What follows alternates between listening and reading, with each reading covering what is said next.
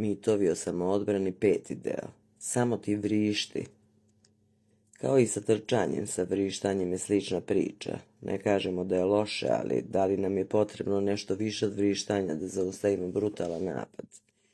Dizanje buke je super i zato nije loše imati lični alarm koji se aktivira u sekundi dok se vi bavite napadačem. Neće vam ni odmoći, ni omesti vas alarm sa trepćućim svetlom koji vizuelno odaje vašu lokaciju u mraku. Ovo nije uopšte loša opcija. U toku napada nemate vremena za gubljenje, nemate baš ni daha za gubljenje. Dižite buku kad možete, ali nemojte se uzdati samo u galamu.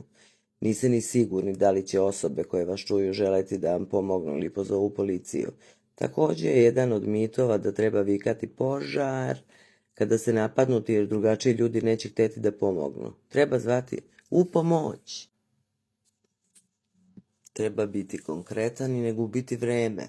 Dozivati u pomoć i vikati opis napadača, broj tablica ima više smisla od vikanja požar.